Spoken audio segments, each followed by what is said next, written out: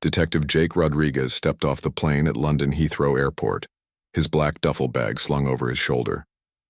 The humid air hit him immediately, so different from the dry heat of Phoenix, Arizona. After 12 years with the Phoenix Police Department SWAT team, this 6-month exchange program felt like stepping into another world. Jake had earned this opportunity through years of hard work.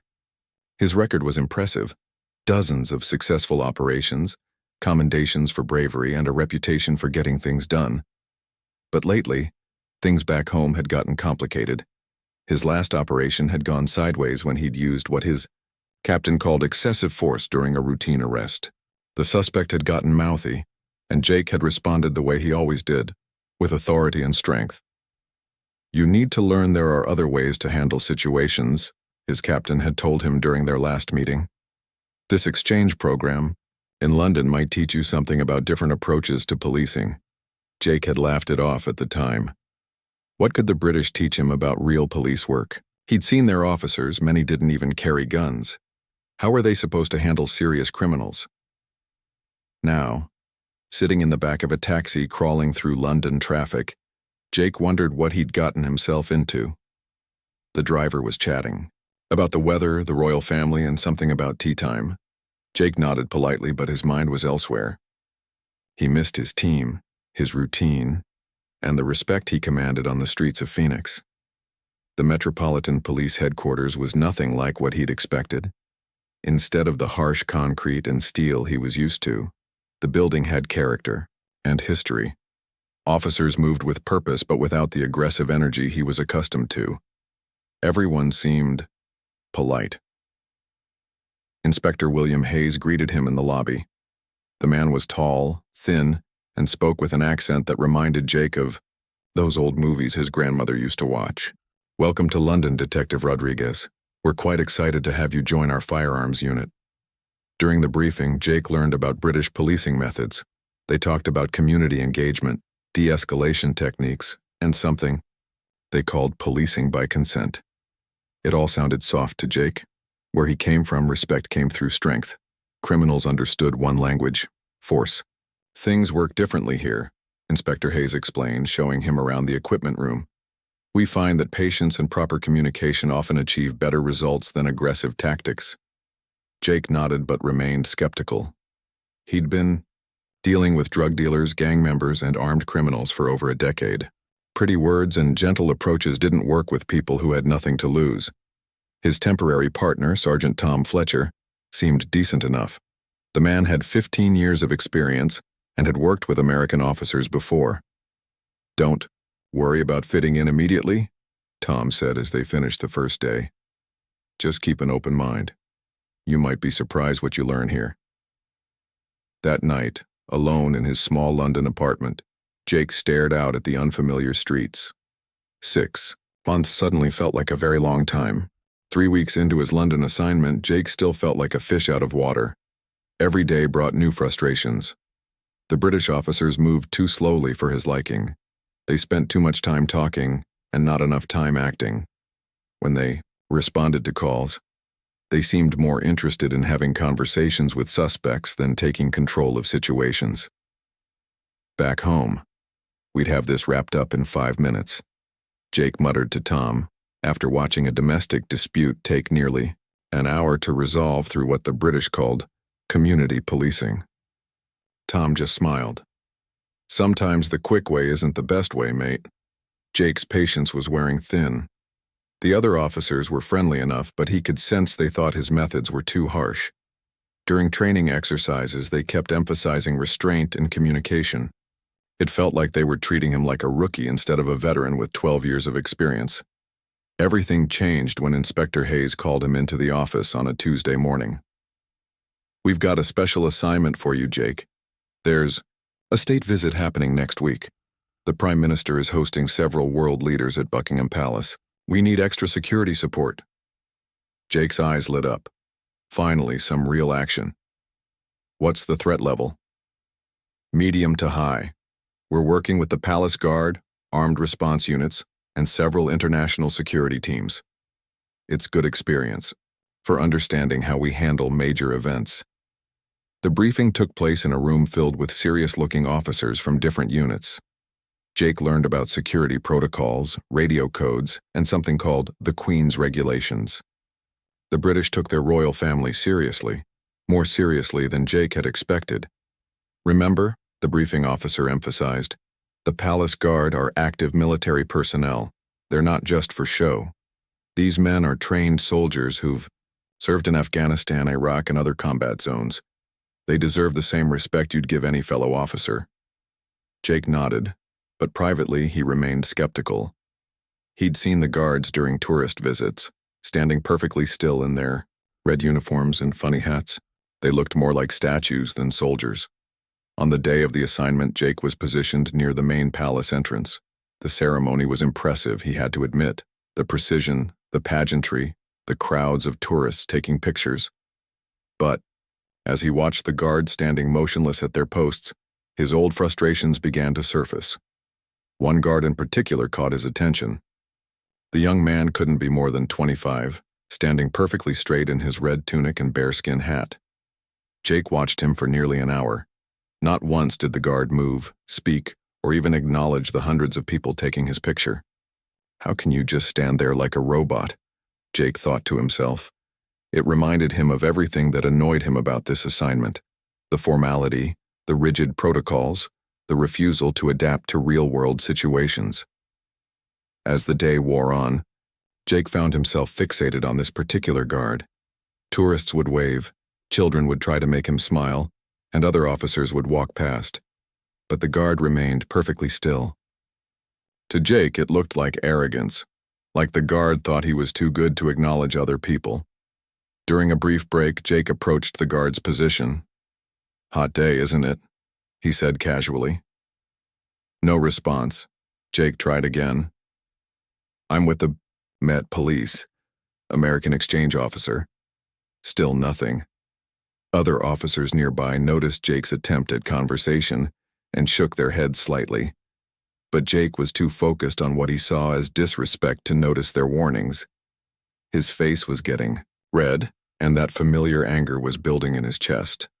The same anger that had gotten him into trouble back in Phoenix. The afternoon sun beat down on the palace courtyard as Jake's frustration reached a boiling point. He'd been watching Guardsman Ryan Collins stand motionless for over 2 hours now. Every attempt at conversation had been ignored. Every friendly gesture had been met with complete silence.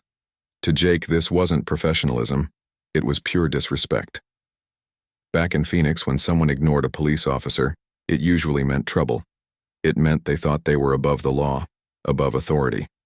And Jake had never tolerated that attitude from anyone. "Listen, buddy," Jake said, stepping closer to Ryan. His voice was getting louder, attracting attention from nearby tourists and officers. "I'm talking to you. The least you can do is acknowledge me." Ryan remained perfectly still, his eyes fixed, straight ahead. His breathing was steady, his posture unchanged. To an outsider, he looked like a statue. But inside, Ryan was very much aware of what was happening. He'd been trained for situations like this. Tourists, protesters, even drunk individuals had tried to provoke reactions from him before. The key was discipline, something that had been drilled into him during months of training. Jake's patience finally snapped. All the frustrations of the past 3 weeks, the criticism of his methods, the lectures about gentle policing, the feeling that no one respected his experience, came rushing to the surface. His face turned red as he grabbed Ryan by the arm. "When I'm talking to you, you better listen," Jake shouted. The courtyard suddenly went quiet. Tourists stopped taking pictures. Other officers turned to look. Even the pigeons seemed to pause, their endless search for crumbs. Ryan still didn't move, didn't speak, didn't even look down at the hand gripping his arm. This complete lack of reaction only made Jake angrier. In his mind, this guard was making him look foolish in front of everyone. "You think you're better than me?" Jake's voice echoed off the palace walls. "You think that fancy uniform makes you special?" Without thinking, without considering the consequences, Jake's training and frustration combined in the worst possible way. His hand moved faster than his brain could stop it. The slap echoed across the courtyard like a gunshot. The sound, seemed to hang in the air for an eternal moment. Tourists gasped. Cameras stopped clicking. Even the London traffic seemed to quiet down. Ryan's head had turned slightly from the impact, a red mark visible on his cheek. But amazingly, incredibly, he slowly turned his head back to the front and resumed his position. His jaw was tight, his breathing slightly faster, but he remained at his post. This reaction, or lack of reaction, pushed Jake completely over the edge. "Are you kidding me?" he screamed. "I just hit you and you're still going to stand there like nothing happened?" What Jake didn't understand was that Ryan's training had just kicked in. Years of military discipline, months of guard training, and countless hours of standing at attention had prepared him for exactly this moment. The Queen's Guard don't break position for anything. Not weather, not provocation, and certainly not for an out-of-control police officer. But Ryan was also a trained soldier who'd served 2 tours in Afghanistan, and while he wouldn't break his ceremonial duties, he was authorized to defend himself when necessary. The tourists were now pointing and talking excitedly. Some were recording with their phones. Palace security had noticed the disturbance and were moving closer. Other Met police officers were approaching rapidly. Jake raised his hand again, his face twisted with rage and embarrassment. He'd crossed a line and somehow convinced himself that crossing it further would make things better. That's when Ryan made his decision. What happened next took less than 3 seconds, but to everyone watching it felt like slow motion. Ryan had spent 4 years in the British Army before joining the Queen's Guard. He'd been trained in close-quarters combat, had served in some of the most dangerous places on Earth, and had learned to make split-second decisions under pressure. When Jake raised his hand for a second strike, Ryan's military training overrode his ceremonial duties. In one fluid movement, Ryan stepped forward and to the side. His left hand caught Jake's wrist, while his right hand grabbed Jake's uniform, at the shoulder. Using Jake's own forward momentum against him, Ryan executed a perfect hip throw that sent the American officer flying through the air. Jake hit the historic cobblestones hard. The wind knocked completely out of him. His radio scattered across the ground along with his dignity. The sound of his body hitting the stone echoed across the courtyard almost as loudly as the slap had moments before. Ryan immediately returned to his position, rifle at his side, eyes forward, as if nothing had happened. The only signs of the encounter were the red mark on his cheek and Jake groaning on the ground behind him. The tourists erupted. Cameras clicked rapidly as people tried to capture the aftermath. Children pointed excitedly while their parents tried to understand what they'd just witnessed. A few people actually started clapping, thinking they'd seen some kind of demonstration. But the other officers weren't amused. Within seconds, armed response unit members had surrounded Jake, who was still trying to catch his breath on the ground. Inspector Hayes appeared seemingly out of nowhere, his face a mixture of anger and embarrassment. "Don't move," shouted Sergeant Fletcher, Jake's partner, as he approached with other Met police officers. Jake tried to sit up, but firm hands pushed him back down. "Jake Rodriguez, you're under arrest," Inspector Hayes said in a voice that could cut glass. "You have the right to remain silent, but anything you say may be given in evidence." As they handcuffed him, Jake finally realized the magnitude of what had just happened. This wasn't some back alley arrest in Phoenix. This was Buckingham Palace. These tourists weren't just random people. Some of them were international reporters, covering the state visit. The guard he'd attacked wasn't just some ceremonial figure. He was a trained soldier protecting one of the most important buildings in Britain. Palace security had also arrived, along with what looked like half the Metropolitan Police force. Radio chatter filled the air as officers coordinated to secure the scene and manage the growing crowd of onlookers. "Clear the area, please," officers called out to tourists. "Move along, nothing more to see here." But there was definitely something to see. Videos were already being uploaded to social media. Photos were being shared across the internet. Within minutes, the incident would be international news. As they lifted Jake to his feet, he caught sight of Ryan still standing at his post.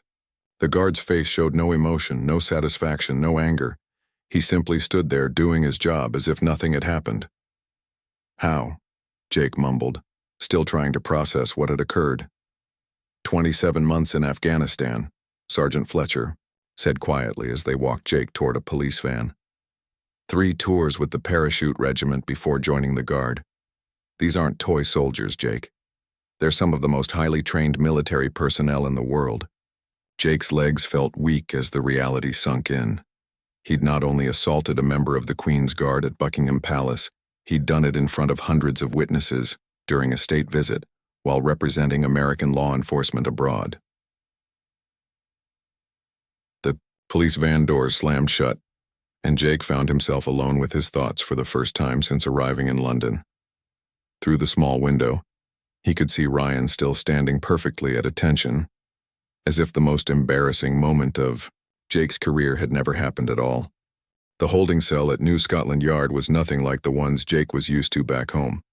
It was cleaner, quieter, and somehow more depressing. He'd been sitting on the narrow bench for 6 hours, replaying the incident over and over in his mind. The first visitor was a man in an expensive suit who introduced himself as someone from the American embassy. His message was simple and devastating. "Detective Rodriguez, you've created an international incident. The video has been viewed over 2 million times in the past 4 hours." Jake's stomach dropped. Video? Multiple videos, actually, from at least a dozen different angles. "The moment you struck that guard is now viral across every social media platform imaginable." The embassy official explained the situation. The British government was furious but trying to handle things diplomatically. The American government was embarrassed and looking for someone to blame. The Phoenix Police Department had already suspended Jake pending a full investigation. The exchange program had been immediately terminated. "What about charges?" Jake asked weakly. "Assault on a member of Her Majesty's forces, creating a public disturbance, bringing the police service into disrepute. The Crown Prosecution Service is considering whether to pursue this as an international incident, which could make things much worse." Over the next few days, Jake learned just how badly he'd miscalculated everything. Ryan Collins wasn't just any guard. He was a decorated veteran who'd been awarded the Military Cross for bravery in Afghanistan. He'd saved the lives of 3 fellow soldiers during an ambush, had served with distinction for 6 years, and was considered one of the most professional members of the Queen's Guard. The British media had a field day. Headlines read, "American Cop attacks war hero and Phoenix officer's palace meltdown." The American media wasn't much kinder. Back home, his colleagues were embarrassed, his captain was furious, and his family was receiving threatening messages from strangers. But the USL. Worst part came when Jake was finally allowed to watch the full video. Seeing himself lose control so completely, watching his face contort with rage, witnessing the moment he struck a man who was simply doing his job. It was like watching a stranger he didn't like very much. Inspector Hayes visited on the 3rd day. "The guard isn't pressing personal charges," he said quietly. "Ryan Collins has requested that this be handled as a professional matter rather than a criminal one." Jake looked up, confused. "Why would he do that?" "Because he's a better man than you gave him credit for," Hayes replied.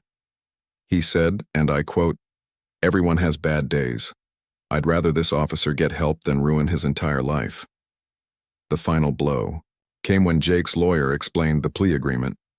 Guilty plea to a reduced charge, anger management counseling, a formal apology, and immediate return to the United States. His career with the Phoenix Police Department was over, but he'd avoid jail time.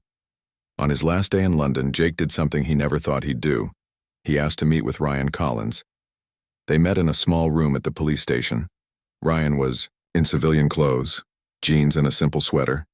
He looked even younger without the uniform, but his posture and bearing still showed his military training.